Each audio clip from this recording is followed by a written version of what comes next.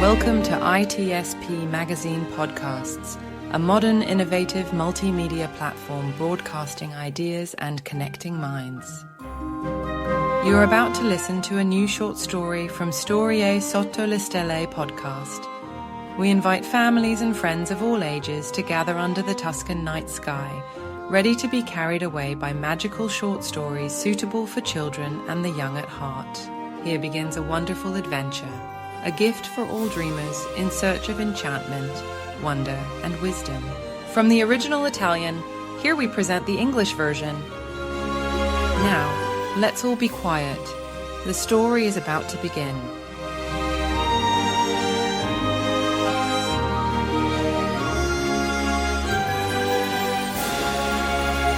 On a bench, waiting for the train. At the village station, under a long wooden canopy, steel tracks ran on both sides, allowing trains to speed past in a blur. But every now and then, some would stop, only for a moment, before continuing their journey after passengers had disembarked and boarded. Grandfather had promised many times to take his grandson to visit the train station near their home, and now they were finally there. Standing on the platform, the boy waited with eager anticipation, his first time seeing a train arrive. After a few minutes, a bell rang, followed by an announcement. Train number 75265 arriving on track 2, coming from here, going there. Please pay attention and board if it's yours. It won't wait long, it's running late as usual. Soon, the locomotive appeared in the distance, approaching rapidly, before slowing to a stop in front of them. The boy had never seen anything so overwhelming. Gripping his grandfather's trousers, he shrank back and cried out, "Help! Help! Help!" To his eyes, the train was a towering iron giant, covered in strange designs exuding mystery, a moving machine on rails, a long mechanical serpent, fast as lightning, imposing, unfamiliar, and yet fascinating. Passengers stepped out of the open carriage doors, while others hurried aboard. Some people rushed back and forth, luggage in hand, checking schedules on glowing boards before boarding their trains to destinations unknown. Maybe it's not a monster after all. The grown-ups aren't scared like I am. The boy tried to be brave, glancing up at his grandfather, who smiled and took his hand. They lingered at the station for a while, sitting on a bench, watching trains come and go, the station master blowing his whistle, the endless movement of travellers. As the sun dipped below the horizon, Grandfather bought 2 ice cream strawberry and pistachio from the station cafe. Enjoying their sweet treats, they strolled home, hearts light with happiness. A few days later, it was the boy's birthday. Grandfather never had any doubt about what to give him. They returned to the station, and after purchasing 2 tickets, he said, "Now you're old enough to travel. So today we set off on your first adventure.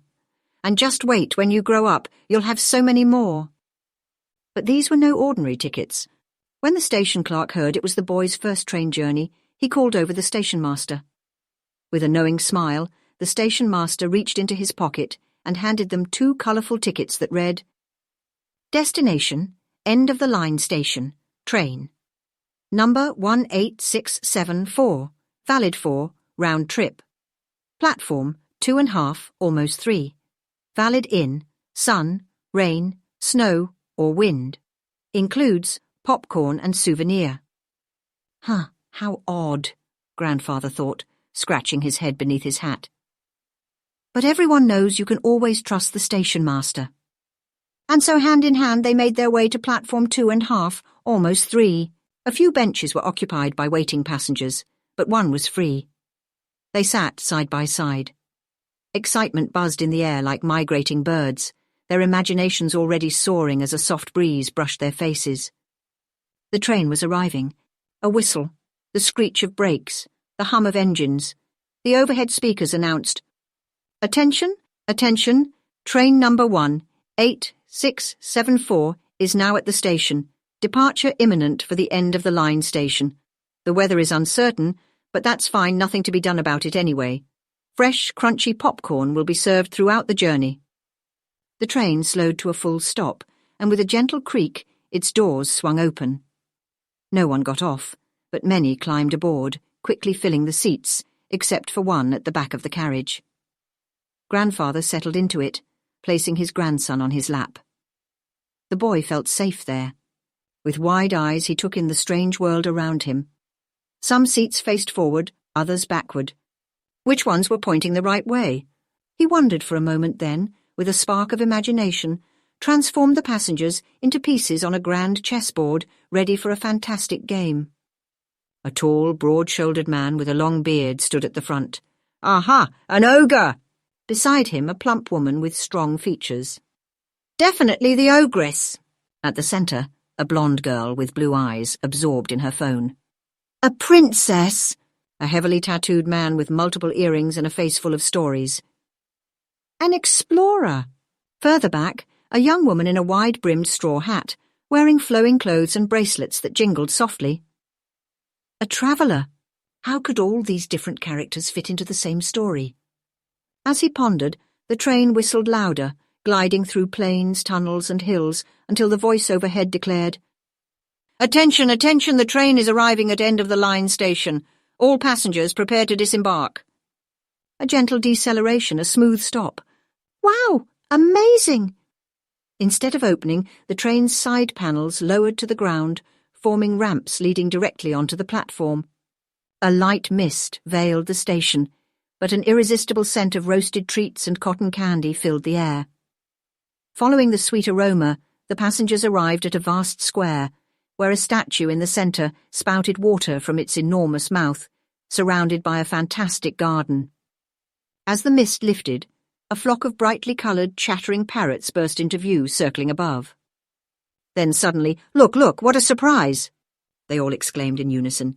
Mary Poppins, on a bicycle, umbrella in hand, was pedalling through the garden.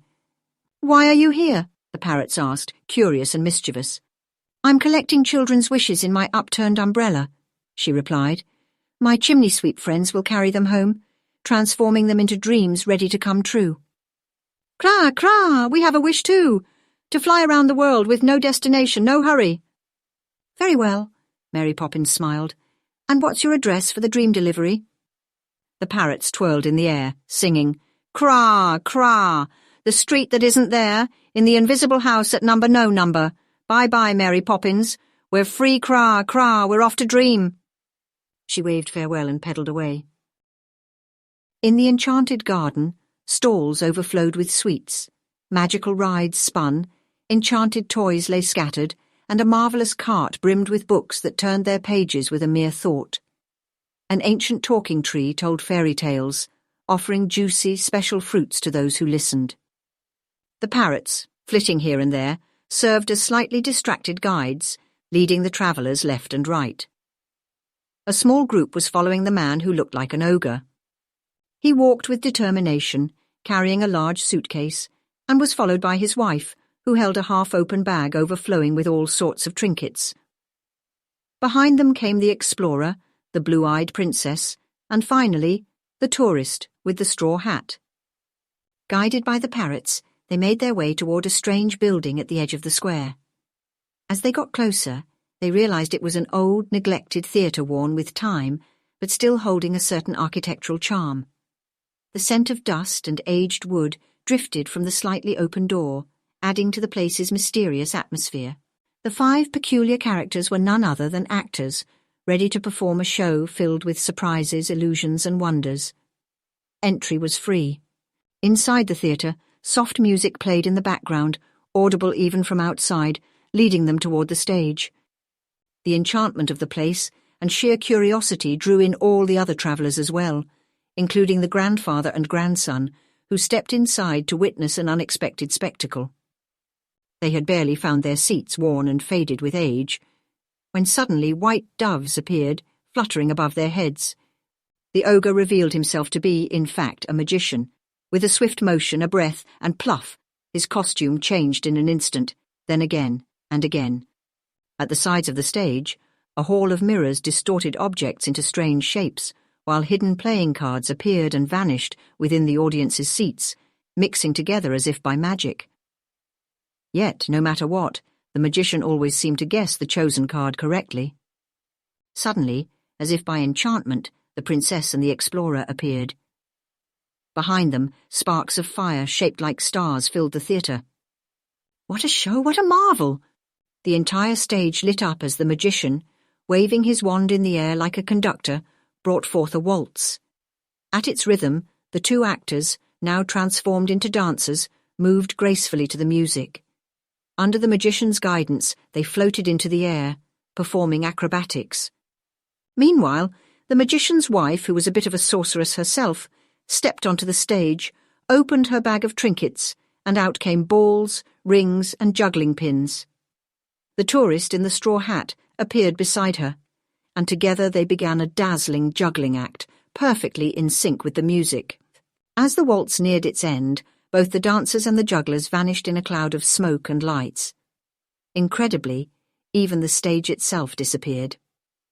The audience held their breath, stunned and enchanted, before bursting into applause, smiling in amazement as the ogre magician bowed deeply in gratitude. The show had come to an end. Still astonished, the travellers left the theatre, but the magic followed them as they made their way back toward the station. The whole town felt like an enchantment, and at the heart of it were the grandson and his grandfather, unexpected protagonists of a timeless adventure. So great was their wonder that they had lost track of how long they had been there. Guided once again by the flitting parrots, they returned to the main square, along with all the other passengers. From the nearby station, glowing signs signalled the imminent departure of train 18674. Attention, attention! Train number 18674 has arrived at the station. Departure imminent for destination, return station. Weather still uncertain, but no need to worry. Hot popcorn, souvenir postcards, and an almost magic wand included in the ticket price.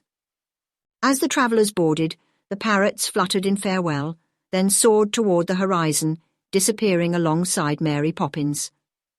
The train pulled away slowly, smoothly. From the windows, passengers watched as the enchanted town faded into the mist once more.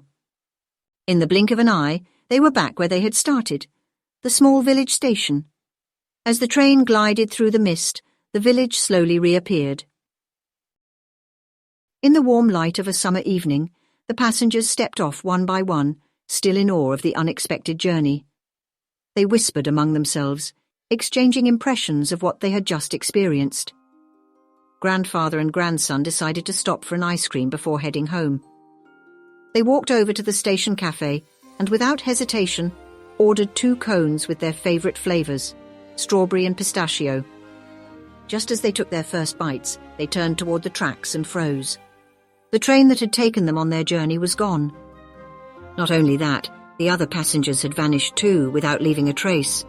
From behind the station clock's column, the station master appeared, his satchel slung across his shoulder and his signal paddle in hand. He raised his head, tipped his hat with a smile, and then, whistling softly, strolled down the empty platform. Grandfather and the boy waved enthusiastically before taking each other's hand. As they walked home, savouring their strawberry and pistachio ice creams, they talked happily about their extraordinary adventure. It almost felt like a dream.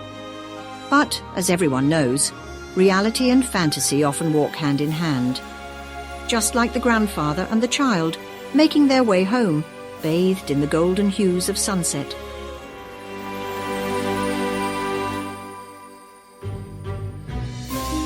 We hope you enjoyed this episode of the Storie Sotto le Stelle podcast. If you like this story, add this show to your favourite podcast player and share Storie Sotto le Stelle podcast with your friends, family, and colleagues. If you represent a company and wish to connect your brand to this show and its audience, visit itspmagazine.com to learn how to sponsor one or more of our podcast channels. We hope you will come back for more stories and follow us on our fantastic journey. If you wish to read this and many more stories in Italian and in English, please visit storiesottolestelle.com. A presto.